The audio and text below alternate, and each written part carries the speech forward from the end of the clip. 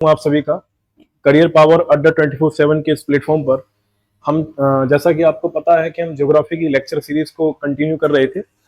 आज इसी क्रम में आपके सामने लेकर आ चुका हूं ज्योग्राफी का लेक्चर 2, जिसका अपना मेन टॉपिक है जनरल इंफॉर्मेशन अबाउट इंडिया, है ना। पहला लेक्चर उम्मीद करते हैं आपने देखा होगा। जिसने देखा है तो बहुत अच्छी बात है, नहीं देखा है तो उसको जाकर एक बार क्या है वॉच कर लेना है आपको, ठीक है। तो आपको क्या है बेटर समझ में आएगा, ठीक। तो बिना किसी देरी के अपन चलते हैं टॉपिक पर। चलिए, हमारा टॉपिक है जनरल इंफॉर्मेशन अबाउट इंडिया। मैंने क्या बोला? जनरल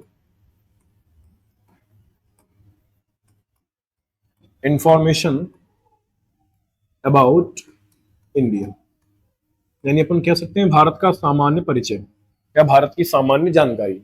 इस टॉपिक में अपन पढ़ेंगे, ठीक है। तो सबसे पहले हमें पता होना चाहिए हमारी कंट्री का नाम क्या है, कंट्री का नेम क्या है हमारी। तो सिंपली आंसर इसका हो जाएगा, सबको पता है हमारी कंट्री का नाम है या तो अपन इंडिया कहते हैं या भारत कहते हैं। हमारी कंट्री का क्या नाम है? इंडिया, है ना, या फिर अपन इसको कहते हैं भारत, भारत, है ना। ऐसा लिखा है कहां पर? As per article 1, as per article 1। साथ साथ में अगर इसका कोई एकदम क्लियर कट नाम आपसे पूछना चाहे तो इसको अपन बोलते हैं Republic of India, Republic of India या रिपब्लिक ऑफ भारत। ये अपने इंडिया का ऑफिशियल नेम है ना, इंडिया का। अगर आपसे पूछा जाए इंडिया का एरिया कितना है, इसका क्षेत्रफल कितना है बेटा, तो आपको ये भी याद रखना है, बचपन से हम पढ़ते चले आ रहे हैं। इंडिया का क्षेत्रफल कितना है, तो इंडिया का आपको क्षेत्रफल याद रखना है।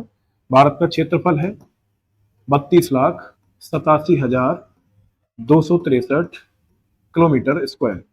ये इंडिया का क्षेत्रफल है ना, 32,87,263 किलोमीटर स्क्वायर। ये आपके इंडिया का क्षेत्रफल है, जो आपको बिल्कुल बिल्कुल क्या करना है, आपको याद रखना है ना। आपको इसको क्या है याद रखना है। अगर आपसे पूछा जाए कि भारत का जो क्षेत्रफल है, साथ साथ में आपसे ये भी पूछा जाएगा इंडिया की जो पॉपुलेशन है वो कितनी है, पॉपुलेशन भी आपको याद रखनी है।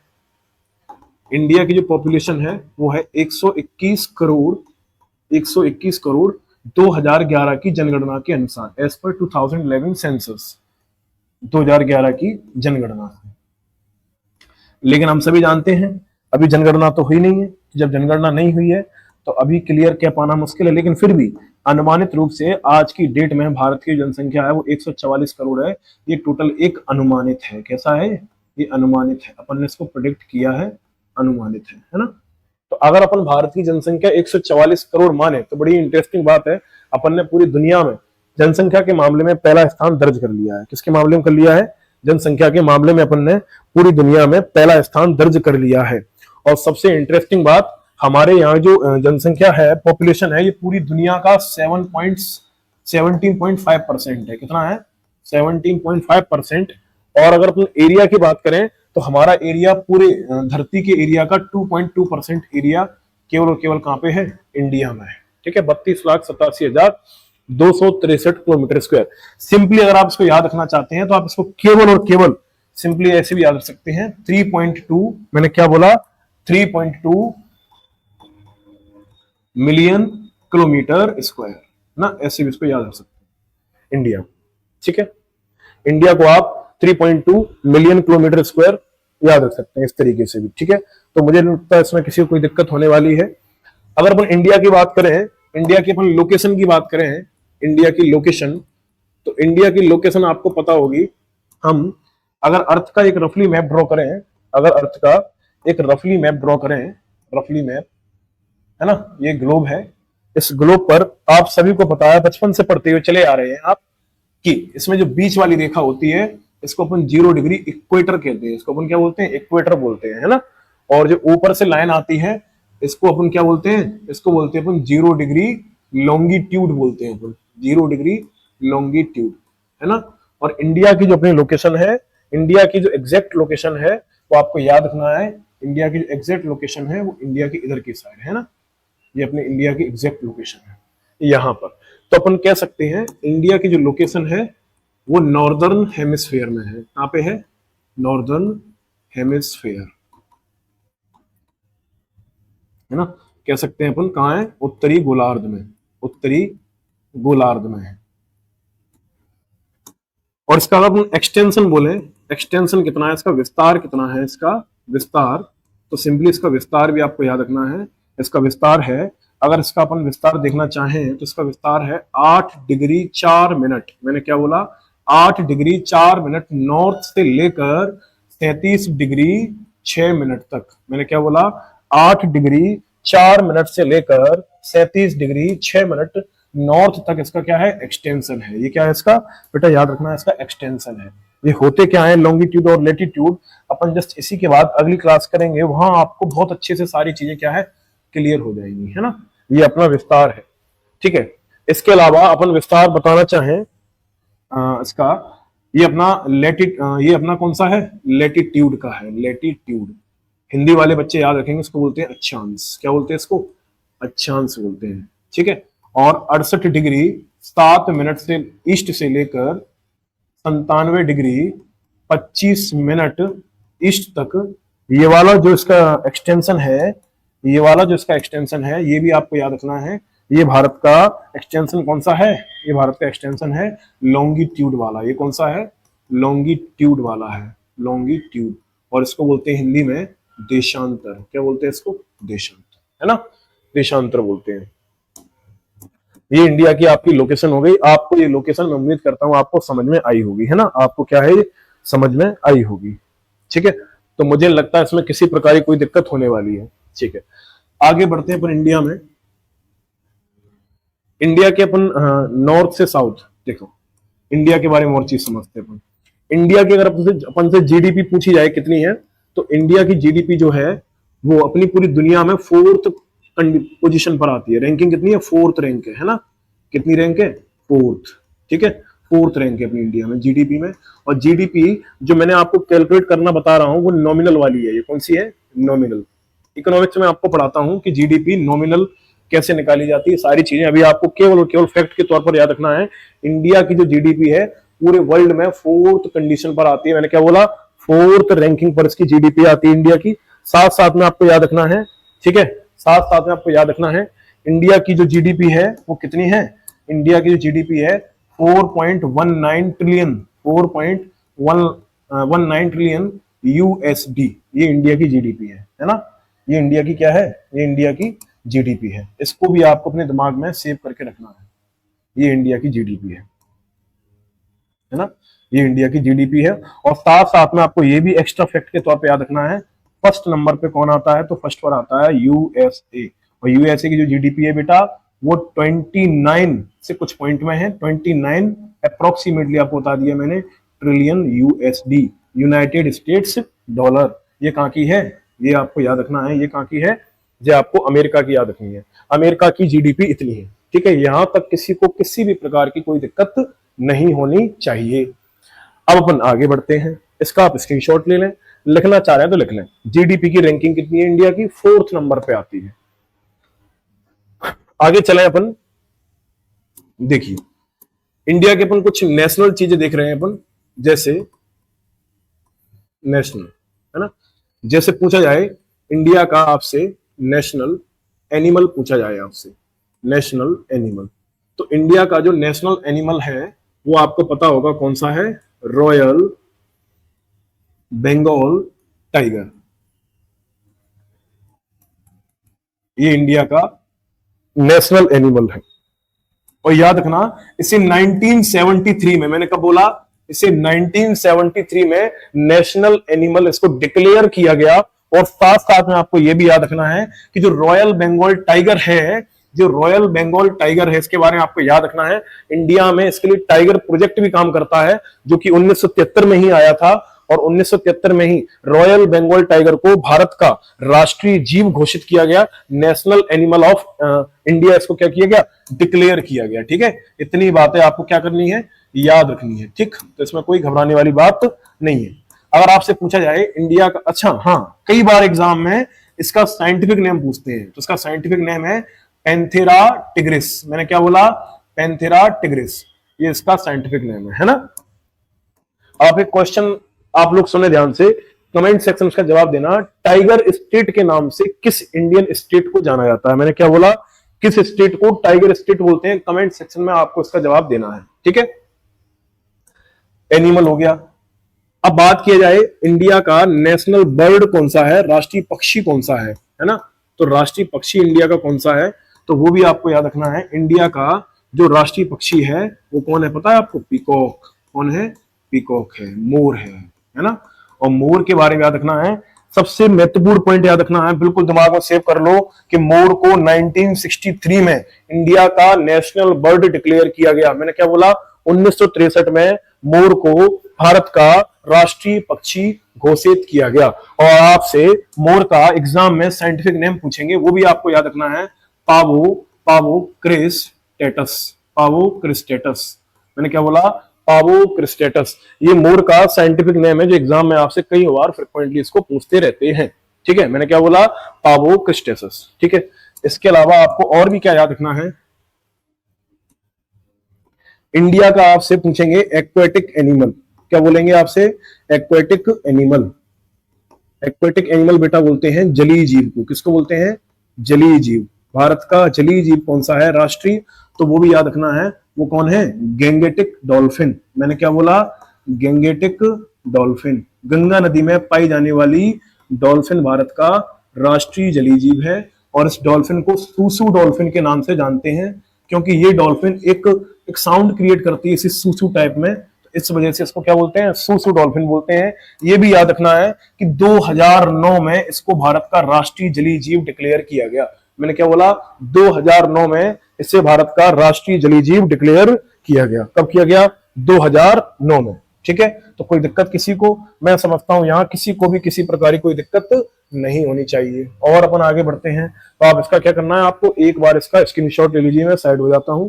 आप इसका प्रॉपर क्या करना है, स्क्रीनशॉट ले लेना है। ठीक है,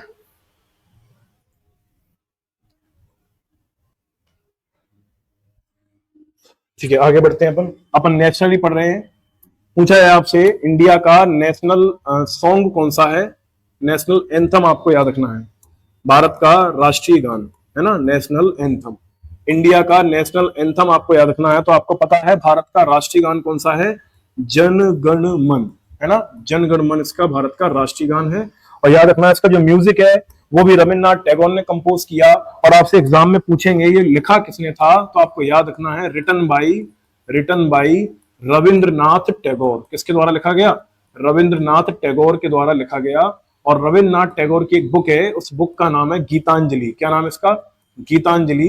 गीतांजलि नाम की पुस्तक में, गीतांजलि नाम की बुक में इसको लिखा गया है जनगण मन को। और आपसे पूछा जाएगा इसे इंडियन गवर्नमेंट ने इसे को कब एडॉप्ट किया, तो याद रखना है 24 जनवरी 1950 को इसे अपनाया गया। मैंने क्या बोला, 24 जनवरी 1950 को इसे अपनाया गया। जनगण मन को गाने में 52 सेकंड का समय लगता है। और जनगण मन को शॉर्ट तरीके से गाने में केवल और केवल 20 सेकंड का समय लगता है। शॉर्ट कैसे, जनगण मन की पहली 2 लाइनें और आखिरी 2 लाइनें इसका शॉर्ट वर्जन कहलाती हैं। जनगण मन का शॉर्ट वर्जन गाने में मात्र 20 सेकंड का समय लगता है, लेकिन फुल लेंथ इसको पूरा गाने में 52 सेकंड का समय लगता है। जनगण मन को कंपोज करने वाले कौन थे, तो वो भी आपको याद रखना है, कौन थे, रविंद्रनाथ टैगोर थे। ठीक है, जनगण मन। आपसे ये भी पूछा जाएगा कि जनगण मन कौन सी भाषा में लिखा गया है, तो जनगण मन बेटा जिस लैंग्वेज में लिखा गया है वो बंगाली लैंग्वेज है। कौन सी है, बंगाली लैंग्वेज में लिखा गया है।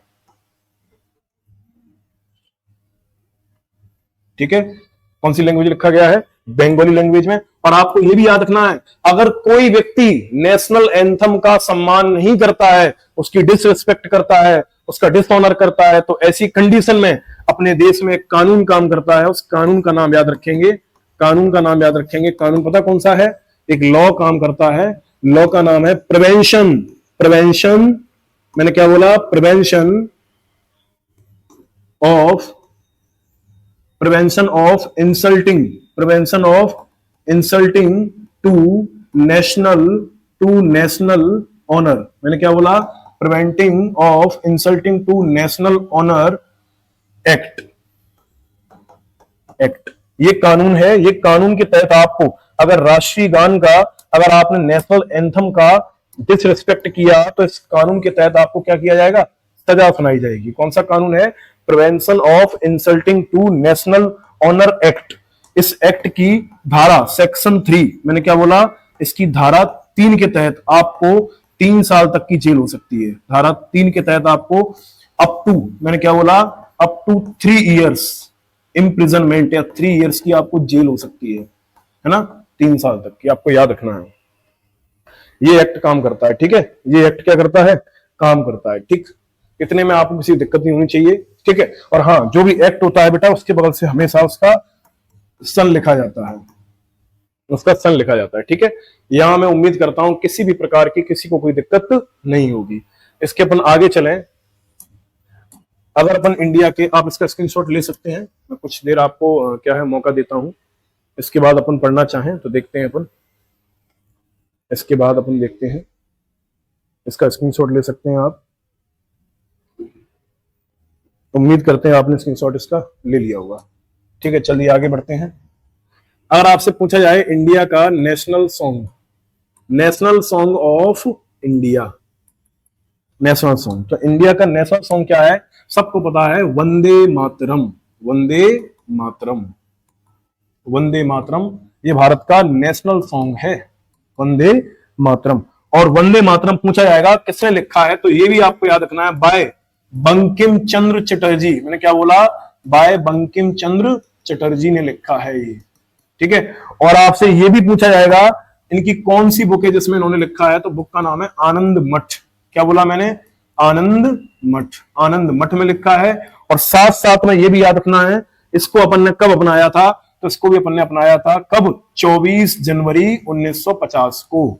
और साथ साथ में आपको एक बात और याद रखनी है कि नेशनल सॉन्ग को गाने में 1 मिनट से ज्यादा का समय लगता है, 1 मिनट से ज्यादा का समय लगता है, लेकिन ऑफिशियली इसका कोई भी ड्यूरेशन अभी तक किसी प्रकार का नहीं बताया गया है। कहीं आपको 65 सेकंड लिखा मिलेगा, कहीं आपको 1 मिनट 20 सेकंड लिखा मिलेगा, लेकिन आप इसको यूं याद रखें कि 1 मिनट से ज्यादा का समय लगता है, ठीक है।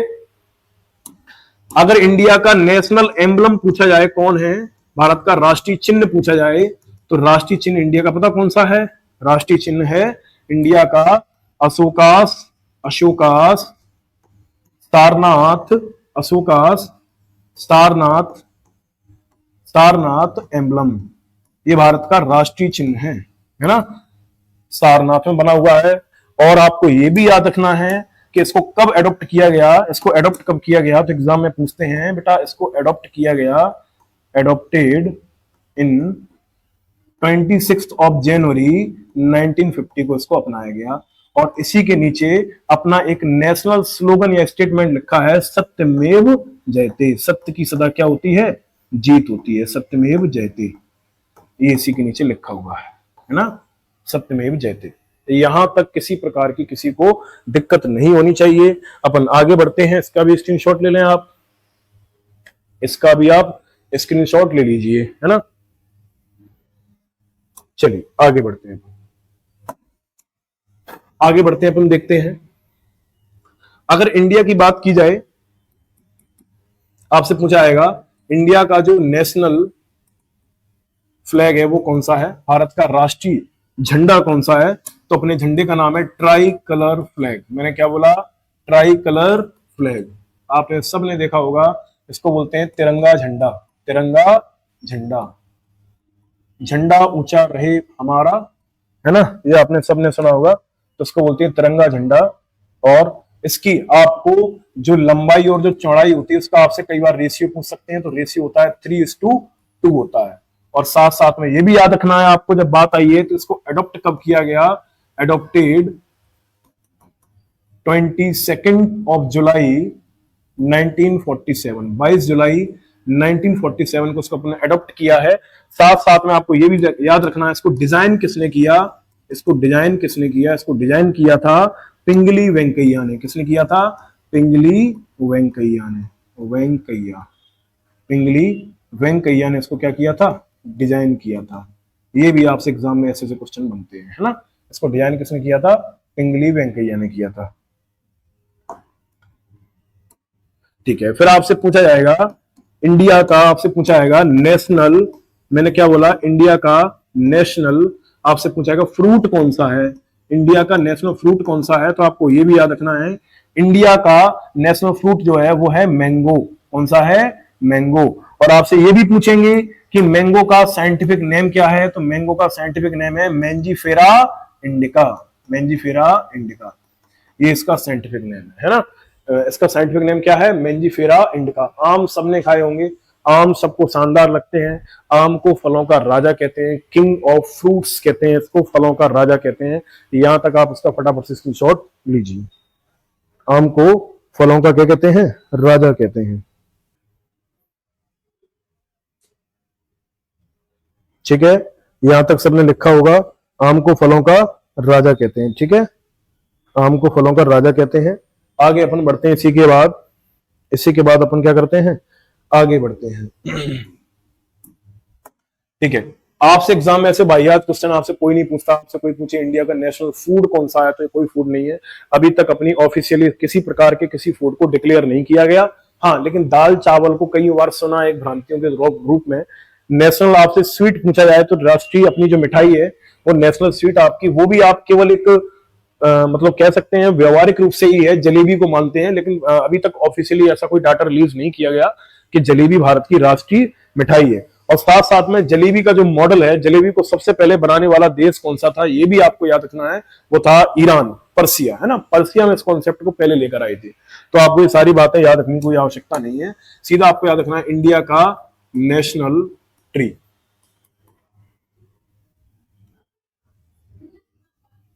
है ना। इंडिया का नेशनल ट्री, इंडिया का नेशनल ट्री है बेटा बेनियाइन ट्री। कौन सा है? बेनियाइन ट्री, ये इंडिया का नेशनल ट्री है ना। कौन सा है? Banyan tree. और बेनियाइन ट्री का साइंटिफिक नेम क्या है? Ficus benghalensis, Ficus benghalensis. ठीक है, इसका साइंटिफिक नेम बेनियाइन ट्री का। और आपको साथ साथ में ये भी याद रखना है, इसको वट वृक्ष भी कहते हैं। इसको क्या बोलते हैं? वट वृक्ष भी कहते हैं, वट वृक्ष, है ना, वट वृक्ष भी कहते हैं। इसकी आयु बताई जाती है बहुत पुरानी ज्यादा होती है, लगभग 300 से 400 साल के आसपास होती है। एग्जैक्ट डाटा इसका क्लियर नहीं है, लेकिन 300-400 के राउंड फिगर में इसकी एज होती है। पेड़ पौधों की आयु ज्ञात करने के लिए एक मेथड का यूज किया जाता है, उसको बोलते हैं डेंड्रोक्रोनोलॉजी। एक ब्रांच है जहां अपन क्या करते हैं, इसकी एज के पता लगाने की रिसर्च करते हैं। और साथ साथ में एनुअल रिंग्स होती हैं। आपने देखा होगा जो लकड़ियां होती ना, लकड़ियों के किनारों पर कुछ इस तरीके के छल्ले पाए जाते हैं। इन छल्लों के आधार पर अपन क्या करते हैं, इसकी एज निकाल लेते हैं। इसको बोलते हैं एनुअल रिंग्स, है ना, जो कि बताता है 1 ईयर। एक एनुअल रिंग्स क्या बताता है? 1 ईयर को बताता है। ठीक है, 1 ईयर को। आप 1 सेकंड का एक वेट करेंगे आप।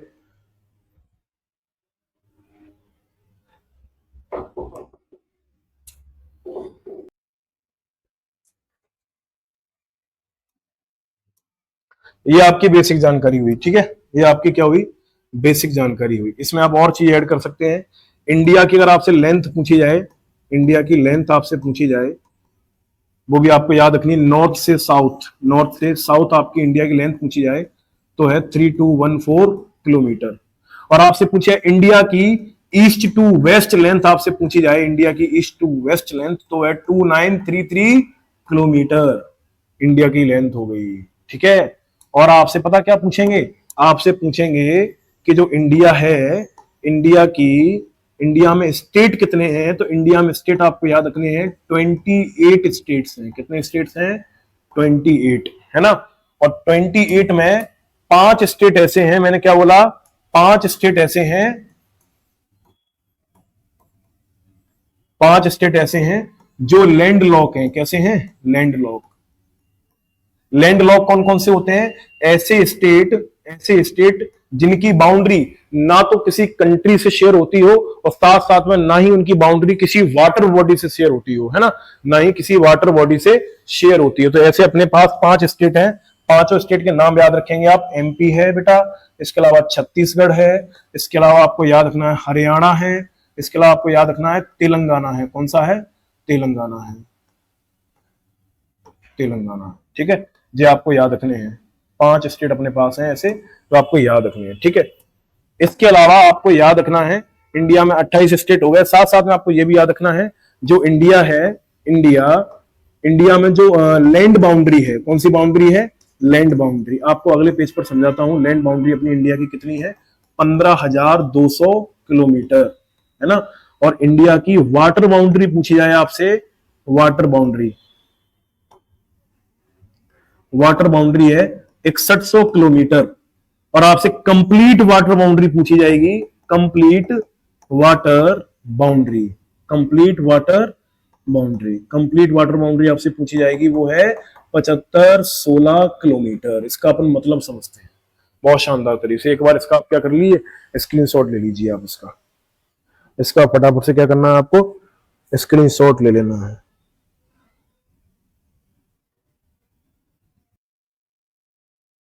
ठीक है, आप इसका स्क्रीनशॉट ले लीजिए। एक बार इसको अपन एक्सप्लेन करते हैं। देखो,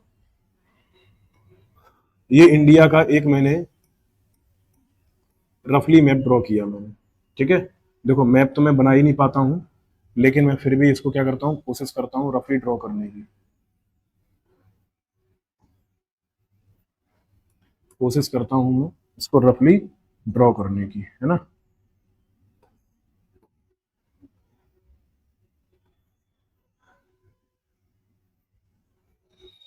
रफली ड्रॉ काम चल जाएगा आपका। इधर की साइड आपको पता होगा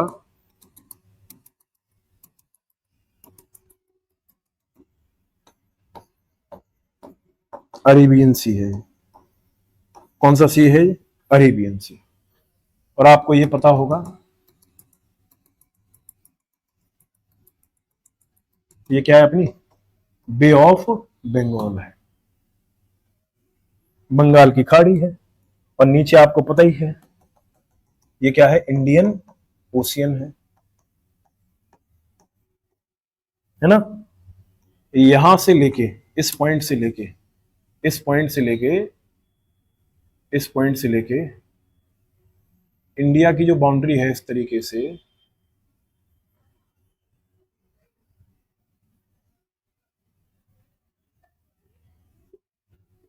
ना, इसको बोलते हैं इंडिया की लैंड बाउंड्री। ये क्या है? इंडिया की लैंड बाउंड्री है। और लैंड बाउंड्री पता कितनी है? 15,200 किलोमीटर। अब आप कहोगे इसमें सर ऐसे दिख नहीं रही, कुछ भी समझ नहीं आ रहा। बेटा इसको खोल के देखोगे ना लंबे में, तो 15,200 निकल कर आएगी। कितनी निकल कर आएगी? 15,200। और अपन इसकी वाटर बाउंड्री की बात करें तो उस तरीके से यहां से चालू होके ये इसकी वाटर बाउंड्री है। ये क्या है? इसकी वाटर बाउंड्री है। और वाटर बाउंड्री आपको याद रखनी है कितनी है, वाटर बाउंड्री कितनी है इसकी? 6100 किलोमीटर है। कितनी है? 6100 किलोमीटर है। और साथ साथ में आपको यह भी याद रखना है, इंडिया के यहाँ द्वीप भी हैं, आइलैंड है यहाँ पे। ये रहे अंडमान निकोबार, है ना। तो अंडमान निकोबार आइलैंड भी है। अगर इनको ऐड कर, अच्छा यहाँ लक्षद्वीप भी है, अगर इनको ऐड कर दिया जाए, इनकी बाउंड्री को अगर ऐड कर दिया जाए, इनकी बाउंड्री को अगर ऐड कर दिया जाए, तो इंडिया की बाउंड्री पता कितनी हो जाती है? इनकी बाउंड्री को अगर ऐड कर दें तो इंडिया की टोटल बाउंड्री हो जाती है कंप्लीट वाटर बाउंड्री। मैंने क्या बोला? Complete water boundary. Complete water boundary हो जाएगी 75-16 किलोमीटर। कोई दिक्कत यहां तक? किसी प्रकार की किसी को कोई दिक्कत नहीं होनी चाहिए। कितना सिंपल था समझ पाना इसको, है ना। इसको कितना सिंपली अपन ने समझ लिया है। अगर इसका स्क्रीनशॉट ले सकते हैं आप चाहें तो। ठीक, आगे बढ़े अपन। अगर अपन इंडिया की सबसे बड़ी नदी की बात करें, अपन इंडिया लार्जेस्ट रिवर, अपन इंडिया की सबसे स्मॉलेस्ट रिवर की बात करें, स्मॉलेस्ट रिवर, दोनों आपको समझनी है। इंडिया की सबसे लंबी नदी है कौन सी? मैंने क्या बोला? गंगा रिवर। कौन सी रिवर है? गंगा रिवर। लंबाई कितनी है इसकी? 25-25 किलोमीटर। और इंडिया की सबसे छोटी नदी है अरवरी रिवर। कौन सी है? अरवरी रिवर। अरवरी रिवर लगभग 90 किलोमीटर लंबी है। और ये कहां बहती है? ये राजस्थान में फ्लो करती है। कहां फ्लो करती है? ये राजस्थान में। ठीक है, यहां तक किसी को कोई समस्या नहीं है। और आगे बढ़ते हैं अपन। आपसे पूछा जाएगा इंडिया की सबसे बड़ी झील कौन सी है? Largest lake of India. तो इंडिया की सबसे लार्जेस्ट, सबसे बड़ी झील है, इस झील का नाम है चिल्का लेक। कौन सी लेक है बेटा? चिल्का लेक। और चिल्का लेक कहां पर लोकेटेड है? ये आपकी उड़ीसा में है। कहां पे है? उड़ीसा में। और आपको याद रखना है, अभी तक इंडियन गवर्नमेंट के द्वारा किसी प्रकार का ऐसा कोई ऑफिशियल डाटा पब्लिश नहीं किया गया जिसमें बताया गया हो कि इंडिया की स्मॉलेस्ट लेक कौन सी है ना। तो इसके बारे में आप दिमाग से निकाल दें। इंडिया में अगर अपन बात करें, इंडिया में इंडियाज हाईएस्ट पीक, मैंने क्या बोला, इंडियाज हाईएस्ट पीक, भारत की सबसे बड़ी चोटी कौन सी है, तो आपको याद रखना है सबसे बड़ी इंडिया की चोटी है वो याद रखना है आपको, K2 है। कौन सी है? K2। मैंने क्या बोला? K2। K2 को ही बोलते हैं गॉडविन ऑस्टिन। क्या बोलते हैं? गॉडविन ऑस्टिन, है ना, गॉडविन ऑस्टिन बोलते हैं। और K2 है कितनी? 8611 किलोमीटर, 8611 मीटर। और याद रखना है ये पीओके में आती है। कहां आती है? पीओके में। और इंडिया की दूसरी सबसे बड़ी चोटी याद रखना है, इसका नाम है कंचनजंगा। क्या नाम है इसका? कंचनजंगा। और कंचनजंगा की हाइट कितनी है? 85-86 मीटर। और ये कहां पे आती है? ये आती है सिक्किम में आती है ना।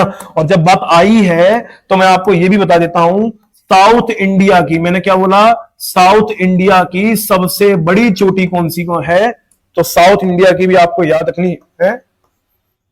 साउथ इंडिया की सबसे बड़ी चोटी है अनाई मुडी। कौन सी है? अनाई मुडी। और अनाई मुडी की हाइट कितनी है? तो 2695 मीटर, 8695 मीटर, ये अनाई मुडी की हाइट है। ठीक है। और साथ साथ में आपको यह भी याद रखना है कि अनाई मुडी जो है वो अन्नामलाई पर्वत पर स्थित है। स्पेस कम होने के कारण मैंने आपको बता दिया, अन्नामलाई पर्वत जो कि केरल में स्थित है वहां पर ये लोकेटेड है। ठीक है। इसका आप फटाफट से क्या कीजिए, स्क्रीनशॉट लीजिए। इसको अपन आगे देखते हैं। ठीक है, आगे देखते हैं। चलिए,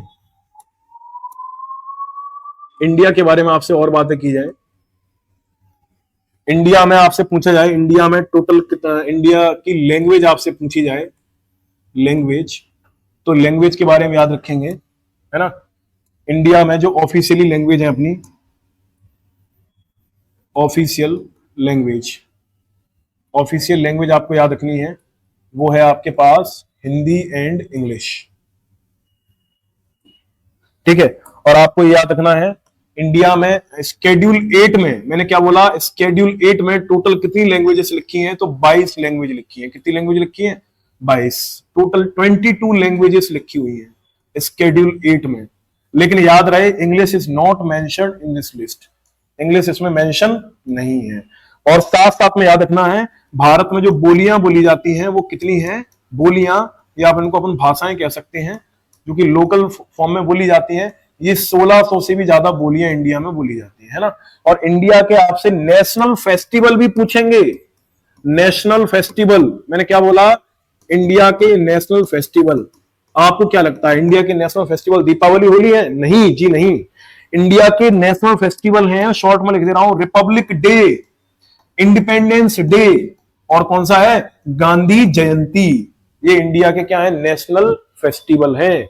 इनको इंडिया सेलिब्रेट करता है नेशनली। और आपको पता है 15 अगस्त को पूरा भारत जश्न में डूबा होता है देश की आजादी के, लेकिन गोवा एकमात्र एक ऐसा स्टेट है जो इस दिन इंडिपेंडेंस डे को सेलिब्रेट नहीं करता, क्योंकि गोवा पर बहुत लंबे समय तक पोर्चुगीज का अधिकार रहा था, गोवा उनकी कॉलोनी हुआ करता था, है ना। ठीक है। अपन इंडिया में गवर्नमेंट की बात करें तो इंडिया में गवर्नमेंट कैसी है? पार्लियामेंट्री फॉर्म है। कैसा फॉर्म है? पार्लियामेंट्री, है ना, पार्लियामेंट्री फॉर्म है। और आपसे पूछा जाएगा इंडिया में जो पार्लियामेंट्री गवर्नमेंट है, इसको अपन ने किस देश से अपन ने इंस्पिरेशन मिली है इसकी, तो इसकी इंस्पिरेशन मिली है अपन को ब्रिटेन से। और ये भी याद रखना है कि इसका प्रोविजन आर्टिकल 79 में किया गया है। किसमें किया गया है? आर्टिकल 79 में किया गया है। और साथ साथ में आपको यह भी याद रखना है कि जो अपनी पार्लियामेंट होती है, इस पार्लियामेंट के 2 हाउस हैं, यानी कि कहते हैं ये पार्लियामेंट बाई कैमरल है। कैसी है? बाई कैमरल है, यानी कि ये द्विसदनीय है। कैसी है? ये द्विसदनीय है, बाई कैमरल है। और इसमें बाई कैमरल में एक है राज्यसभा और एक है लोकसभा। और राज्यसभा का प्रावधान है आर्टिकल 80 में और इसका प्रावधान है आर्टिकल 81 में। ठीक है। इसका स्क्रीनशॉट लीजिए फटाफट से आप।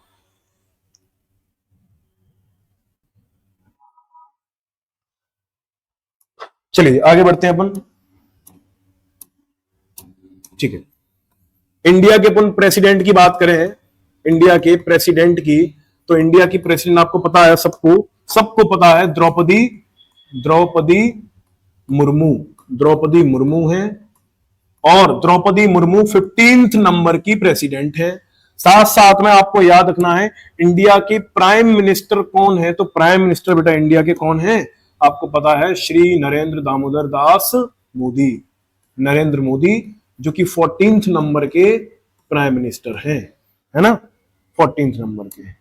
और आपको साथ साथ में याद रखना है इंडिया का आपको यह भी याद रखना है, इंडिया का जो इंडिया की जो कैपिटल है वो कौन सी है, इंडिया की जो कैपिटल है वो आपको याद रखनी है, ये दिल्ली है। कौन सी है, दिल्ली, ठीक है, दिल्ली है।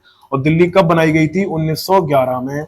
और ये भी याद रखना है, लेकिन प्रेजेंट में इंडिया की कैपिटल प्रॉपर अपन न्यू दिल्ली को मानते हैं, न्यू दिल्ली।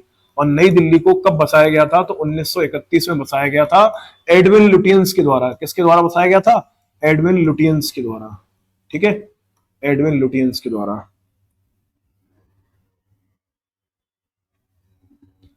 ठीक है, इसके अलावा आपको याद रखना है इंडिया जो है, इंडिया, ठीक है, इंडिया में आपको याद रखना है इंडिया का जो मैप है वो किसने बनाया था पहली बार, तो याद रखना है आपको जेम्स रेनल ने बनाया था। किसने बनाया था, जेम्स रेनल ने बनाया था, है ना, जेम्स रेनल ने इसका मैप बनाया था, ठीक है, जेम्स रेनल ने। और आपको यह भी याद रखना है कि जो इंडिया है, इंडिया में कितनी गल्फ हैं, या इंडिया में कितने बे हैं, इसको बोलते हैं खाड़ी, है ना। तो इंडिया में टोटल कितनी खाड़ियां आपको देख सकते हैं, एक है इंडिया में बे ऑफ बंगाल, मैंने क्या बोला, बे ऑफ बंगाल, है ना। इसके अलावा इंडिया में और क्या है, gulf of Mannar, gulf of Mannar, है ना। इसके अलावा और क्या है, गल्फ ऑफ केम्बे, गल्फ ऑफ केम्बे, यानी गल्फ ऑफ खंबात कह सकते हैं इसको अपन, खंबात। इसके अलावा है गल्फ ऑफ कच्छ, कच्छ की खाड़ी, गल्फ ऑफ कच्छ, कच्छ की खाड़ी। ये इस तरीके से अपने इंडिया में इतनी सारी गल्फ और बे हैं, ठीक है, इनको फटाफट से आप नोट डाउन करिए।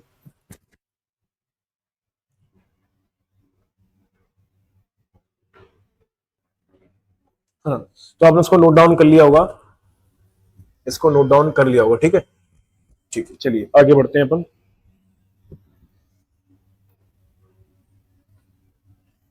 अपन क्या है, आगे बढ़ते हैं, ठीक है।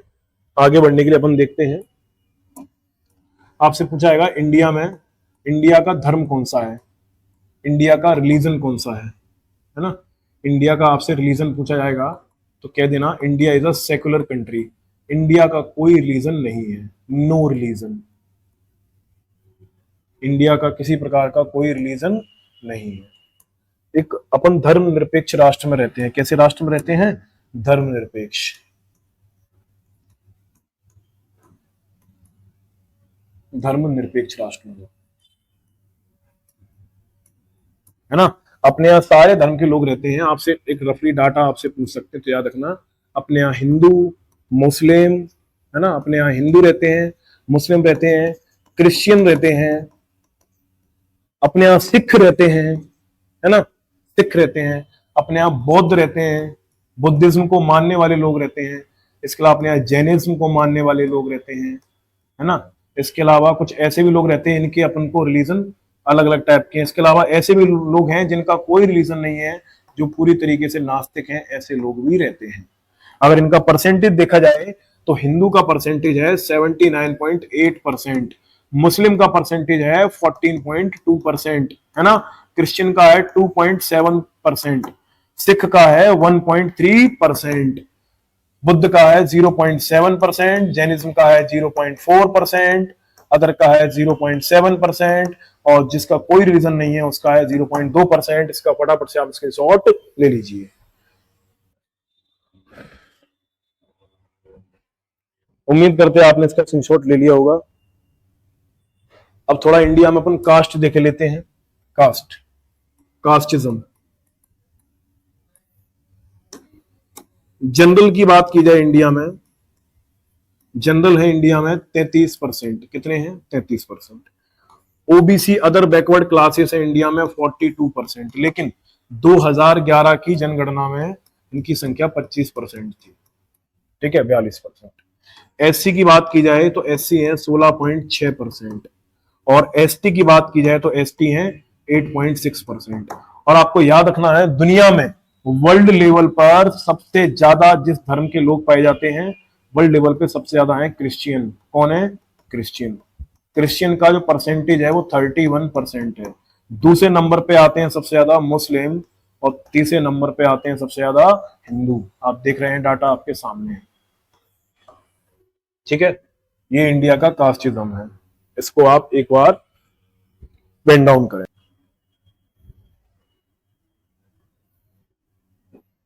इसको आप फटाफट से क्या करिए, पेन डाउन करिए। ठीक है, ये आपको बहुत ज्यादा महत्वपूर्ण फैक्ट है जो आपको निकाल के ला रहे हैं। पूरा रटने वाला डाटा है और उसमें कहीं कुछ है ही नहीं है, बहुत महत्वपूर्ण डाटा है। ठीक है, तो काफी मुश्किल और जटिलताओं से सारे तथ्य निकलते हैं, तो आप इनको थोड़ा देखने का प्रयास करें, है ना। और आगे अपन चलते हैं। इंडिया में अपन जुडिशरी की बात करें तो इंडिया में जुडिशरी सबसे ऊपर है। इंडिया की जो जुडिशरी है वो सबसे ऊपर है ना। कैसी है? इंडिपेंडेंट है। कैसी है? इंडिपेंडेंट। और इंडिया में जो सबसे ऊपर जुडिशरी है उसका नाम है सुप्रीम कोर्ट। कौन सी है? Supreme court. और सुप्रीम कोर्ट है, इसका प्रावधान कौन से आर्टिकल में है? इसका प्रावधान है आर्टिकल 124 में है। ठीक है, और सुप्रीम कोर्ट में कितने जजेस बैठते हैं टोटल? आपको ये भी पता होना चाहिए, 33+1 ऑफ प्रेजेंट में जज कौन है? वी.आर. गवई। ठीक है, और साथ साथ में आपको ये भी याद रखना है इंडियन करेंसी कौन सी है अपनी? इंडियन करेंसी, तो इंडियन करेंसी है अपनी बेटा, ये भी याद रखना है, इंडियन करेंसी अपनी INR, इंडियन रुपीस। मैंने क्या बोला? Indian rupees. और पहली बार रुपीस नाम की करेंसी चलाने वाला शासक कौन था? आपको याद रखना है, रुपया जिसकी मुद्रा हुआ करती थी, अगर आपने थोड़ा सा भी इतिहास पढ़ा है तो शेर शाह सूरी। मैंने क्या बोला? शेर शाह सूरी। शेर शाह सूरी वो शासक था जिसने रुपया चलाया था। क्या चलाया था? रुपया। और आपको यह भी याद रखना है कि अपने जो रुपीस का सिंबल है वो कुछ इस तरीके से है ना, इस तरीके से। ये पूछा जाएगा इसको कब दिया गया, तो 2010 में दिया गया। किसके द्वारा? विनय कुमार के द्वारा। किसके द्वारा दिया गया? विनय कुमार के द्वारा। Sorry, extremely sorry, Uday Kumar के द्वारा। किसके द्वारा दिया गया? उदय कुमार के द्वारा। ठीक है, अपन ने इतनी सारी चीजें पढ़ी, एक बार इनका क्विक रिवीजन कर लेते हैं अपन फटाफट से, सारी चीजों का फटाफट से। ठीक है, बिना किसी देरी के। देखो, आपको सारी चीजें मैं समझाता चलता हूं। ठीक है, कंट्री का नेम है India, Bharat, Republic of India बोल सकते हैं इसको। आर्टिकल 1 में लिखा है इंडिया का एरिया कितना है? 32,87,263 किलोमीटर स्क्वायर, जो कि 2.2% ऑफ वर्ल्ड एरिया है। इंडिया की पॉपुलेशन है 121 करोड़ एज पर 2011 सेंसस। एक अनुमानित एस्टिमेटेड है कितनी? 144 करोड़, जो कि पूरी दुनिया का 17.5% पॉपुलेशन इंडिया में रहती है। साथ साथ में अपन लेटेस्ट अगर अपन एस्टिमेट के हिसाब से निकालें तो इंडिया पूरे वर्ल्ड में पहले नंबर पर आ चुका है पॉपुलेशन के मामले में। पहले किस पर था? सेकंड पोजीशन पर था, है ना। अपन दूसरी स्लाइड पर देखें, लिखा है इंडिया का एक्सटेंशन नॉर्दर्न हेमिस्फीयर में है। अपन इसका अक्षांशीय विस्तार की बात करें तो 8 डिग्री 4 मिनट से 37.6 और 68 डिग्री 7 से लेकर 97 डिग्री 25 मिनट इसका ईस्ट, यानी कि ये देशांतरीय विस्तार है। इंडिया की जीडीपी दुनिया की चौथी सबसे बड़ी जीडीपी है और GDP 4.19 trillion United states dollar है। और अगर अपन अमेरिका की बात करें, अमेरिका पहले नंबर पर आता है और अमेरिका की जीडीपी 29 ट्रिलियन डॉलर है। ठीक है, याद रखना है आपको। और जीडीपी कौन सी है? नॉमिनल है ना। एनिमल है अपना रॉयल बंगाल टाइगर, इसको 1973 में डिक्लेयर किया गया। पैंथेरा टिग्रिस इसका साइंटिफिक नेम है। राष्ट्रीय पक्षी अपना पीकॉक है। पावो क्रिस्टेटस इसको बोलते हैं। 1963 में इसको एडॉप्ट किया गया, है ना। साथ साथ में एक्वेटिक एनिमल कौन सा है? गैंगेटिक डॉल्फिन है। इसकी साउंड सूसू लाइक होती है, इस वजह से इसको सूसू डॉल्फिन भी कहते हैं। 2009 में इसको नेशनल एक्वेटिक एनिमल के फॉर्म में अडॉप्ट किया गया। ये गंगा नदी में पाई जाती है। ठीक है, मोर का जो रहवास है वो तो ऑल ओवर इंडिया में आपको कहीं भी मिल जाएगा। ठीक है, रॉयल बंगाल टाइगर, इनके लिए अपने टाइगर रिजर्व बना के रखे हैं। और आपको कमेंट सेक्शन बताना है कि वर्तमान में टाइगर रिजर्व की संख्या कितनी है और भारत का सबसे पहला टाइगर रिजर्व कौन सा है और सबसे लेटेस्ट टाइगर रिजर्व कौन सा, आपको कमेंट में बताना है। ठीक है, और यही बताना है कि टाइगर प्रोजेक्ट को इंडिया में लेकर कौन आया था और किसकी गवर्नमेंट थी, ये क्वेश्चन है आपकी। ठीक है, नेशनल एंथम है Jana Gana Mana, written by Rabindranath Tagore in book Gitanjali, 24 जनवरी 1950 इसको अपन ने एडॉप्ट किया, और इसको गाने में 52 सेकंड का समय लगता है, और इसका शॉर्ट जो इसका वर्जन है उसको गाने में केवल 20 सेकंड का समय लगता है। इसका म्यूजिक है, इसका जो गाने का तरीका है वो आपको किसने डिजाइन किया, वो आपको डिजाइन किया है रविन्द्रनाथ टैगोर ने, और इसको बंगाली लैंग्वेज में इसको लिखा गया है। ठीक है, अगर कोई व्यक्ति राष्ट्रीय गान का सम्मान नहीं करता है तो prevention of insulting to national honour act 1971 की धारा 3 के तहत उसको 3 साल तक की जेल हो सकती है। नेशनल सॉन्ग है अपना वंदे मातरम, बंकिम चंद्र चटर्जी ने लिखा है, और आपको यह भी याद रखना है 24 जनवरी 1950 को इसको अपन ने क्या किया है, एडॉप्ट किया है, और बुक इसकी आनंद मठ है। और आपको यह भी याद रखना है इसको गाने में 1 मिनट से ज्यादा का समय लगता है ना, 65 सेकंड कहीं कहीं लिखा है, लेकिन आप इसको एक एवरेज मान के चलें। नेशनल एम्बलम है अपना अशोका सारनाथ एम्बलम, जो कि अशोक का स्तंभ कहलाता है। इसको 26 जनवरी 1950 को अपन ने एडॉप्ट किया। सत्यमेव जयते इसका राष्ट्रीय वाक्य है। ठीक है, नेशनल फ्लैग की बात करें तो ट्राई कलर फ्लैग तिरंगा झंडा है, जिसकी लंबाई चौड़ाई का अनुपात 3:2 होता है। एडॉप्टेड 22 जुलाई 1947 को इसको अपना एडॉप्ट किया है। डिजाइन पिंगली वेंकैया ने दिया है, और याद रखना है 26 जनवरी के दिन जो फ्लैग होस्टिंग का कार्य होता है वो प्रेसिडेंट करता है, और इंडिपेंडेंस डे के दिन जो फ्लैग होस्टिंग का काम होता है वो प्राइम मिनिस्टर करता है। ठीक है, नेशनल फ्रूट अपने इंडिया का मैंगो है, जिसको अपन मैंजी फेरा इंडिका के नाम से जानते हैं। और मैंने बताया आपको नेशनल फूड, नेशनल स्वीट इस टाइप की कोई चीज नहीं है ना। नेशनल ट्री बेनियान ट्री है, इसको फाइकस बेंगलेंथिस इसका नाम है, इसको वट वृक्ष भी कहते हैं। इंडिया की लेंथ नॉर्थ टू साउथ है 32-14 किलोमीटर, ईस्ट टू वेस्ट है 29-33 किलोमीटर। इंडिया का जो स्टेट है वो 28 स्टेट है। 5 स्टेट ऐसे हैं जो लैंड लॉक है। लैंड लॉक मतलब होता है स्थल रुद्ध देश, स्टेट, ऐसे स्टेट जिनकी सीमा किसी भी अदर कंट्री या किसी भी अदर वाटर बॉडी से शेयर नहीं होती है, ऐसे स्टेट को क्या बोलते हैं, लैंड लॉक स्टेट बोलते हैं, है ना। मध्य प्रदेश, छत्तीसगढ़, हरियाणा, तेलंगाना। अच्छा, एक और रह गया इसमें, एक बेटा याद रख लेना, झारखंड। कौन सा है, झारखंड। वो कौन सा है, झारखंड है। ठीक है, झारखंड। मैंने क्या बोला, झारखंड। एक छूट गया था, मैं देख नहीं पाया इसको, तो झारखंड है। ठीक, इंडिया लैंड बाउंड्री की बात की जाए तो 15,200 किलोमीटर है। वाटर बाउंड्री 6100 किलोमीटर है, और कंप्लीट वाटर बाउंड्री कितनी है, 7516 किलोमीटर है। आपको मैंने नेक्स्ट स्लाइड पर दिखाया है, देखिए ये मैप के थ्रू है। जो आपको ऑरेंज कलर की दिख रही है वो लैंड बाउंड्री है, जो पिंक कलर की दिख रही है वो वाटर बाउंड्री है, और जो आपको साइड में दिख रही है कंप्लीट वाटर बाउंड्री हो जाती है अपनी 7516 किलोमीटर। ठीक, इंडिया लार्जेस्ट रिवर है गंगा रिवर 2525, स्मॉलेस्ट रिवर है अरवरी रिवर 90 किलोमीटर राजस्थान में फ्लो करती है, और गंगा नदी 5 स्टेट में फ्लो करती है। आपको पता होगा उत्तराखंड में करती है, यूपी में करती है, बिहार में करती है, झारखंड में करती है, और वेस्ट बंगाल में करती है। इंडिया की लार्जेस्ट लेक है Chilka lake. India highest peak है K2 और गॉडविन ऑस्टिन, लेकिन ये कहां आती है, पीओके में आती है। इसकी 86-11 मीटर इसकी हाइट है, और कंचनजंगा ये सिक्किम में आती है, 86-86 इसकी हाइट है। और साउथ इंडिया की सबसे बड़ी पीक है अनाईमुडी, 26-95 मीटर इसकी हाइट है। ठीक है, इसके अलावा इंडिया की अगर लैंग्वेजेस की बात की जाए तो official language Hindi and English both है। सुप्रीम कोर्ट की लैंग्वेज केवल इंग्लिश है। शेड्यूल 8 में 22 लैंग्वेजेस को अपन ने मेंशन किया है। सबसे अंतिम रूप से लास्ट भाषाएं जोड़ी गई थी अपने संविधान में, MBDS, मैथिली, बोडो, डोगरी, संताली। मैथिली, बोडो, डोगरी, संताली। और अपने यहाँ जो बोलियां हैं वो टोटल 1600 से भी ज्यादा बोलियां बोली जाती हैं, जैसे ब्रज बोली, अवधी बोली, इस तरीके की बोली। नेशनल फेस्टिवल की बात करें तो रिपब्लिक डे, इंडिपेंडेंस डे और गांधी जयंती को नेशनल फेस्टिवल के रूप में अपन सेलिब्रेट करते हैं। गवर्नमेंट के अपने यहाँ सिस्टम है वो पार्लियामेंट्री सिस्टम है। पार्लियामेंट का शासन चलता है अपने यहाँ, जो कि बाई कैमरल होती है, जिसमें राज्यसभा और लोकसभा से मिलकर बनी होती है। ब्रिटेन से अपन ने इसको क्या किया है, इसकी इंस्पिरेशन ली है। प्रेसिडेंट द्रौपदी मुर्मू है 15वें क्रम की।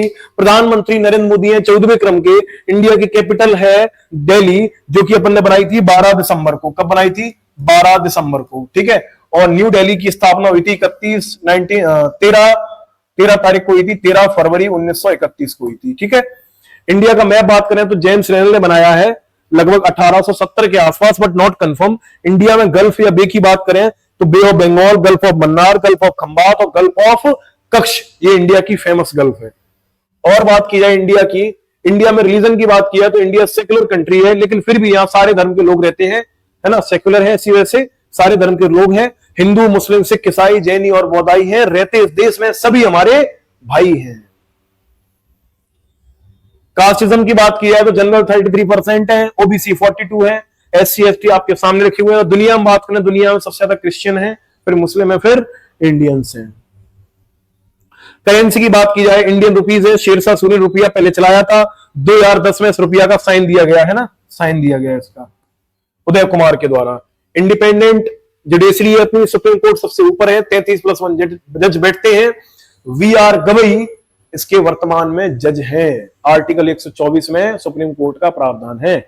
और भारत का जो समय चलता है वो लंदन के समय से, यानी कि लंदन बोले तो GMT के समय से 5.5 घंटे, कितने घंटे, 5.5 घंटे अहेड आगे चलता है ना, आगे चलता है। और भारत का समय निकाला जाता है 82.5 डिग्री ईस्ट से, जो कि कहां पे है, मिर्जापुर में इसका हेडक्वार्टर बना हुआ है, यहां से अपन निकालते हैं। इतना अपना टाइम आगे चलता है, इंडिया का ये टाइम है, ठीक है। तो यहां तक क्लास को आप इसको वॉच करने के बाद आप इसके नोट्स बनाकर इसको आप मल्टीपल टाइम रिवीजन करेंगे। जो भी डाउट होता है वो आप कमेंट सेक्शन में ड्रॉप कर देंगे, हम आपके लिए इतनी मेहनत करते हैं, ठीक है। हम आपको काफी ज्यादा मेहनत से कंटेंट मिलता है और बहुत ही मेहनत से पढ़ाया जाता है, ठीक है। आप, मेरा उद्देश्य है कि अब शायद इसको पूरा करूं ना करूं आप पर डिपेंड करता है।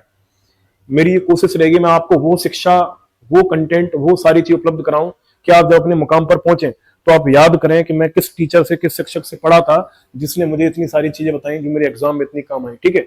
मेरा उद्देश्य ये नहीं है कि आप एक एग्जाम को क्रैक करें, मेरा उद्देश्य है आप मल्टीपल एग्जाम को क्रैक करें, है ना, मल्टीपल एग्जाम को आप पढ़ें।